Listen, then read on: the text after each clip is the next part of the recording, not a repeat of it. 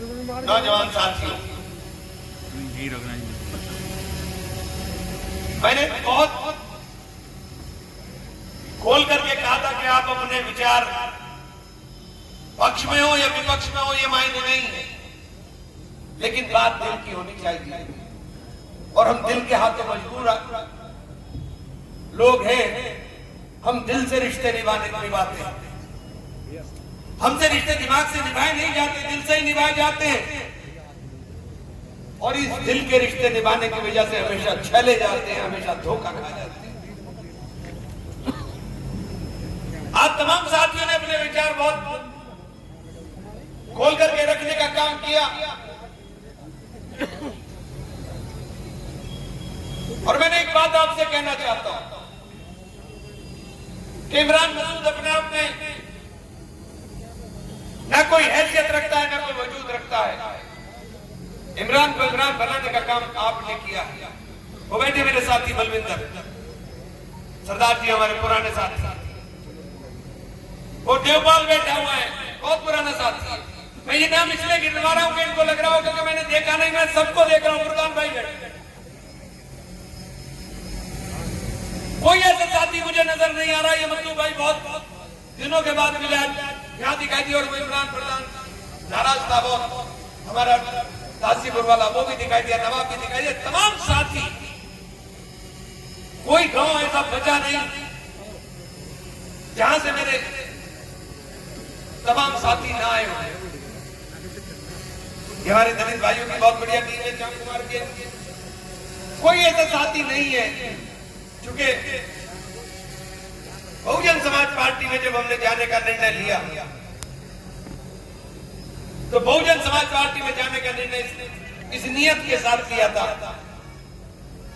कि साहिब मान्यवर काशीराम जी ने जो मूवमेंट चलाया और जो आंदोलन चला करके उन्होंने एक परिवर्तन की अलख जगाने का काम किया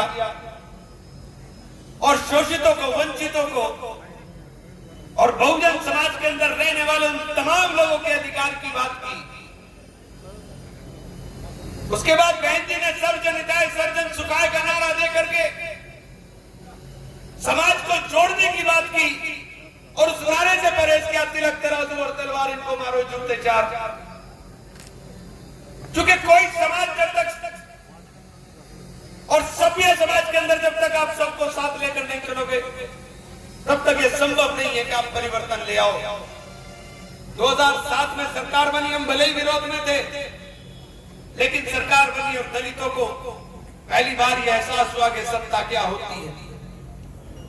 बाबा साहब अम्बेडकर ने जिन अधिकारों की वकालत की उनको साकार रूप देने का काम मान्यवर काशीराम जी ने एक आंदोलन के माध्यम से खड़ा किया। लेकिन इन सबके फर्क से एक बात कहना चाहता हूं कि आजादी के बाद बाबा साहेब भीमराव अम्बेडकर जी को जो संविधान उन्होंने लिखने का काम किया और उसके बाद देश के कानून मंत्री बनाने का काम किया, वो पंडित जवाहरलाल नेहरू ने किया, किसी और ने नहीं किया था। और आजादी के बाद आरक्षण व्यवस्था के तहत अगर देने का काम पूरे देश में किया तो कांग्रेस ने किया। लेकिन इस योगदान को जब भुलाया जाता है, जब हम याद करते हैं बाबा साहब के योगदान को, याद करते हैं मान्यवर काशीराम जी के योगदान को, तो हमको ये भी याद करना चाहिए कि इस योगदान के अंदर कांग्रेस का भी बहुत बड़ा हाथ रहा और कांग्रेस ने दलितों को उत्थान के अंदर अपना जो कार्य करने का काम किया उसको भी याद रखना चाहिए। मैं ये बात इसलिए कह रहा हूं साथियों कि मैंने तो दलितों के अंदर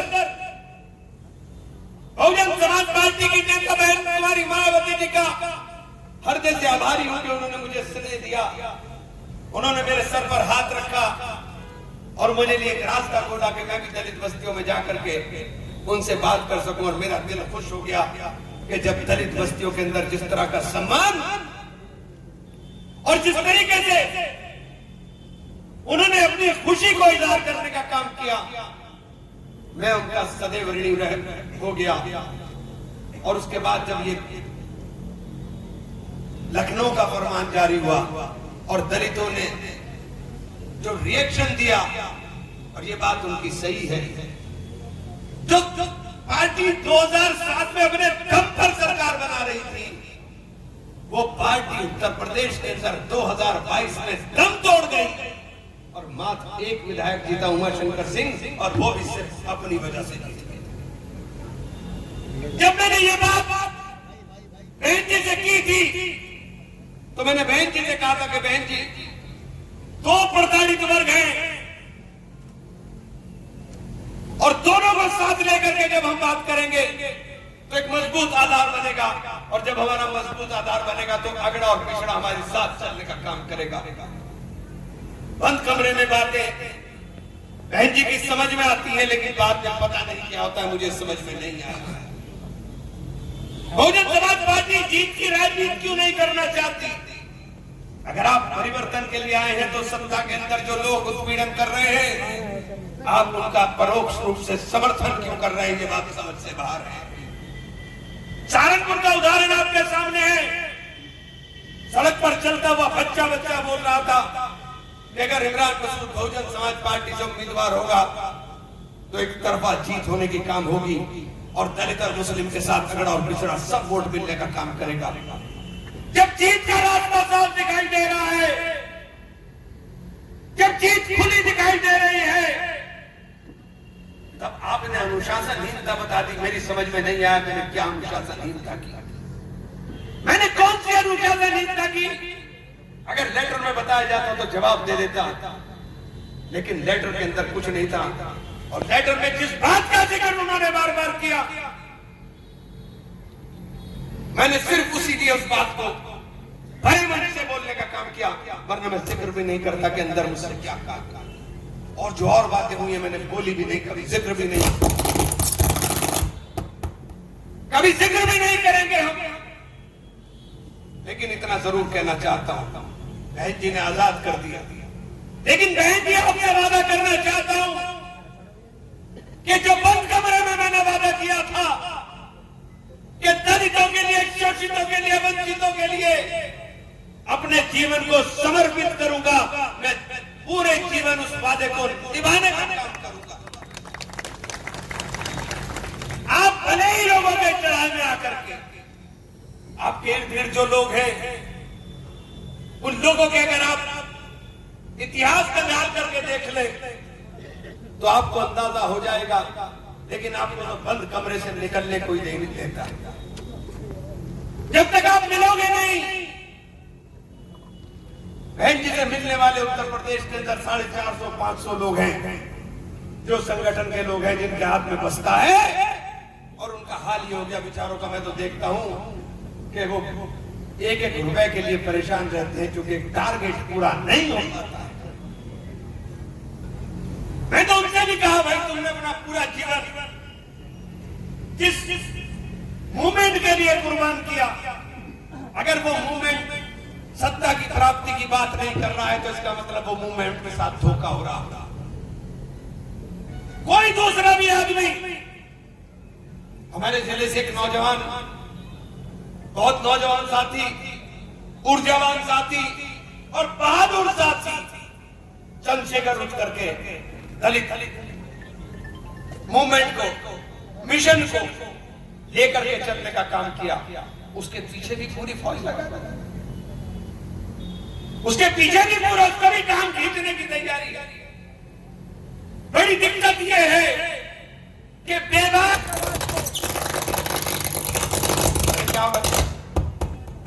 आवाज को, जो बेबाकी के साथ अपने समाज के अंदर बात रख सकता है, उसकी टांग खींचने वालों की कमी किसी भी पार्टी के अंदर नहीं है। हम किस बात का शिकार हुए? हम किस बात का शिकार हुए? इमरान नाक डाल करके सवाल पर पूछ ले, इसलिए इसकी हैसियत घटा दो, इसकी हैसियत खत्म कर दो। यही तो मेरा जुर्म है। मेरा जुर्म और क्या? आप बोलोगे आप वोट की तरह इस्तेमाल करोगे, हमें वोट की तरह कैसे इस्तेमाल कर सकते हैं? आप हमें सिर्फ वोट की तरह इस्तेमाल करेंगे? जब हमारा नंबर आएगा तो आप खामोशी इख्तियार करेंगे। यही खता इमरान की थी कि इमरान बेबाकी के साथ सवाल करने वाला नेता। जब 2022 में मैंने बहुजन समाज पार्टी ज्वाइन की, हमारे यहाँ के नेताजी हैं, उनके कहने से मैं चला गया। 3 घंटे मुझसे बहन जी ने बात करी और यकीन जानिए कि मेरे बहुत कुछ जो दिमाग में चल रहा था वो दूर हुआ, क्योंकि बहन जी ने विस्तार के साथ मुझसे चर्चा की। हमने भी सोच लिया कि यार इतना बढ़िया सिस्टम है, इसके अंदर तो कोई दिक्कत आने वाली नहीं। निकलते ही बहन जी ने सर पे अभी हाथ रखा, सर पे हाथ रख करके जिम्मेदारी दी और 3 महीने मैंने 18 जिले और 4 जिले उत्तराखंड के 22 जिलों में सम्मेलन कर दिए और एक चर्चा शुरू कर दी। जब चर्चा शुरू हो गई और लोग दलित और मुसलमान के साथ हाथ मिलाने की बात करने लगे, तो मुझे मीटिंग में बहन जी ने कहा, भाई तुम्हारे पीछे कहीं सरकार ना लग जाए, इसलिए इस काम को बंद कर दो। मैंने बहन जी मैं तो पार्टी के लिए काम कर रहा हूं। उसने कहा नहीं, तुम पार्टी के लिए बहुत कीमती हो, तुम्हारी हिफाजत करना जरूरी है। मैंने कहा ठीक है साहब, और जाओ सहारनपुर लोकसभा की तैयारी करो, लोकसभा का चुनाव जीतना। हम सहारनपुर आ गए, जितनी मीटिंग बुलाई उतनी मीटिंग में गया, जहां कहा वहां गया। बस एक फरमान जो गाजियाबाद में बैठे हुए इनके हमारे बहुजन समाज पार्टी के मुख्य कोऑर्डिनेटर हैं, उन्होंने कहा साहब आपको ये बात इसलिए बता रहा हूं मैं कि मेरे निष्कासन के पत्र में आपने मुझ पर इल्जाम लगाया। मुझे बुला करके कहा, इमरान भाई पार्टी की सदस्यता होनी है। मैंने बहुत बढ़िया काम है, इससे अच्छा तो कोई काम हो नहीं सकता। बिल्कुल सदस्यता होगी। मैंने किताबें दी जो मुझे सदस्य में कराऊंगा और भेंट ने अभियान की शुरुआत कर दी। भेंट की तमाम न्याय पंचायतों में सम्मेलन कर करके सदस्यता की किताबें देने का काम कर दिया। और मैंने कहा मैं ऐसा सिस्टम बना दूंगा कि जो आपकी मेंटेनेंस की का भी आप बार बार हाथ पसारते फिरते हो सबके सामने, हमें हमारे कार्यकर्ता पैसा देंगे और हम आपका इस तरह का सिस्टम खड़ा कर देंगे। और हमने काम शुरू कर दिया और कुछ जमा भी करा दिया। फिर एक दिन जब यहां सहारनपुर आए थे साहब, मुझसे बोले ये नहीं होगा साहब। मैंने कहा और क्या होगा साहब? कि आपको 2.5 लाख सदस्य बनाने हैं। मैंने कहा 2.5 लाख सदस्य? राइन साहब आप इतने बड़े नेता हो, पूरी पार्टी चला रहे हो, क्या जेन्युइन 2.5 लाख सदस्यता आप आधे प्रदेश में भी बना पाओगे? जब मुझसे एक लोकसभा के अंदर बात कर रहे हो, कहले नहीं बस किताबें भर दीजिए। मैंने कहा फिर मेरी औकात 5 करोड़ की नहीं है। मैंने हाथ मेरी औकात 5 करोड़ रुपए की नहीं है। बस इसको अनुशासनहीनता मान लीजिए, क्या ये सच्चाई मान लीजिए कि मैं बिल्कुल सच्चाई के साथ काम करता हूं। सच्चाई के साथ काम करता हूं। और उसके बाद अचानक एक लेटर आता है और इल्जाम लगता है मैंने राहुल जी की तारीफ की। आपको याद होगा चुनाव चल रहा था और चुनाव चलते हुए मेरठ की सभा में मैं गया और मेरठ में एबीपी न्यूज के कार्यक्रम के अंदर मैंने राहुल जी के और प्रियंका जी के बारे में चुनाव के अंदर क्या कहा था। अगर उससे कुछ अलग मैंने कहा हो तो अनुशासनहीनता में आता। मैंने तो तब भी कहा था कि राहुल जी और प्रियंका जी दोनों के दोनों लोग बेइंतहा अच्छे, मैंने उनके साथ काम किया है और सही मायनों में उन्होंने जो इज्जत और सम्मान मुझे देने का काम किया, मैंने आप लोगों की वजह से उनके साथ ज्यादती करने का काम किया। क्योंकि आप लोगों को जुनून था, आपको जुनून था कि सरकार बनाएंगे, और मुझे भी हैरान कर दिया। वरना अच्छा खासा मैं बात था, आप लोगों ने मेरे टाइट वे पे हाथ रख करके पार्टी छुड़वाई थी, आपने छुड़वाई थी पार्टी मुझसे। मैं बिल्कुल छोड़ना नहीं चाहता था, जानते हो आप अच्छी तरह से।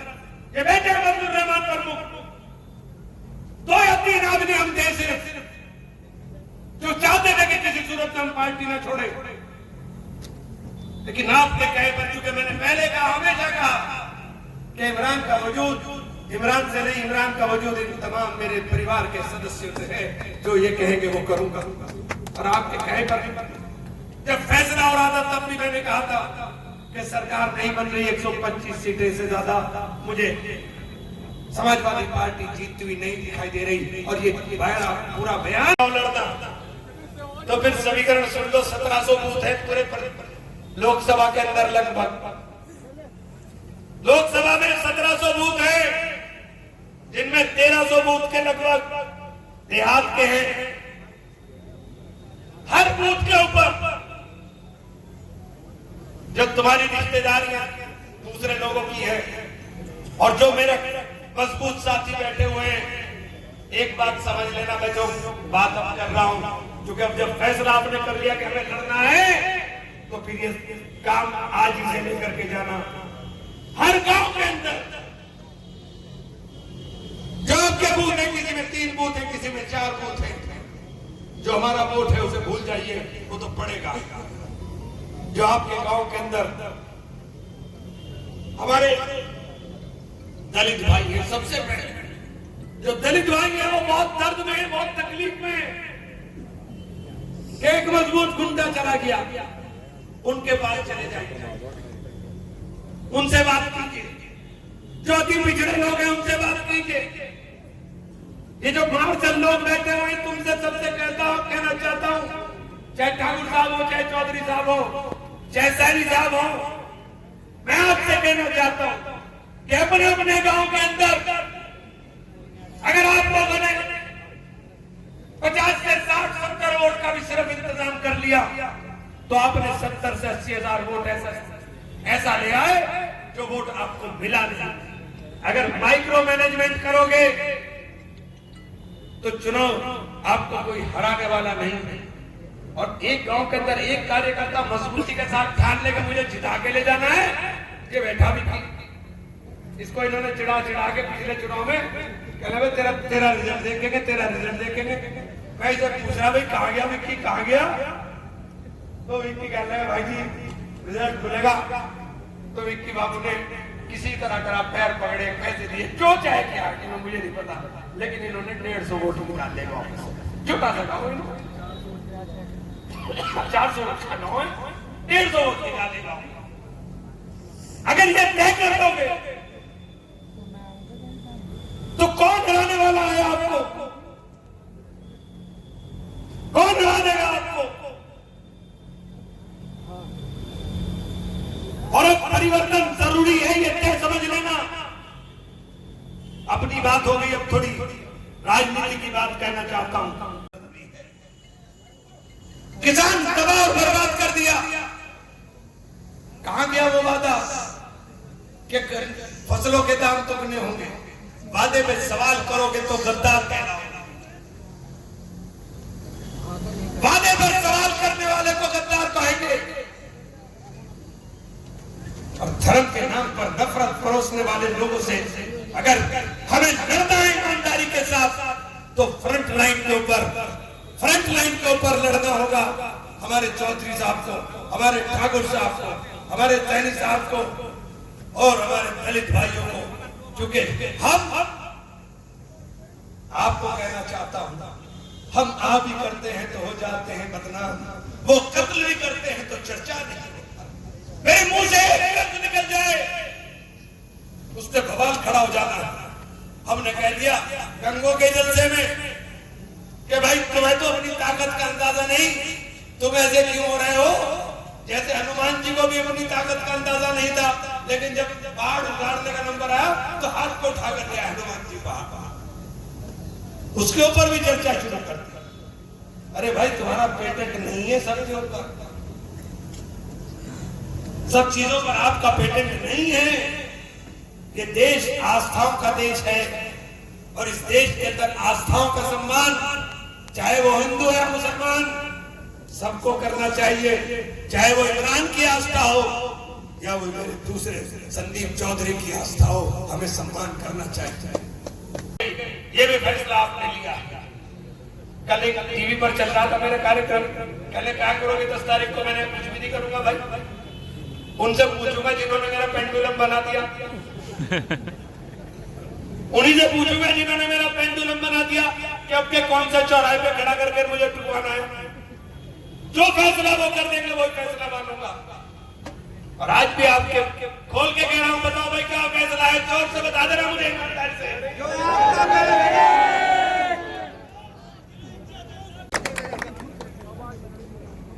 ये लोगों का एहसान है भाई। मैं 2 चुनाव लड़ चुका, कब को मैं पैदा हुआ,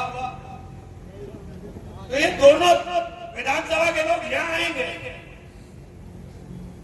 और एक बात और साफ कर देना चाहता हूं, अगर हमारे साथ जाति करने की कोशिश की गई, सबके लिए कहना चाहता हूं, हमारा दिल खुला है, हमारे दिल में मन में किसी के लिए कोई नफरत नहीं। हमारा मकसद है चुनाव लड़ना, चुनाव लड़ना। आप टिकट दोगे तो भी लड़ेंगे, नहीं दोगे तो भी लड़ेंगे। अरे जोर से बताओ, लड़ोगे नहीं लड़ोगे? जोश से तो चुनाव होगा यार, ऐसे जोश से नहीं होता।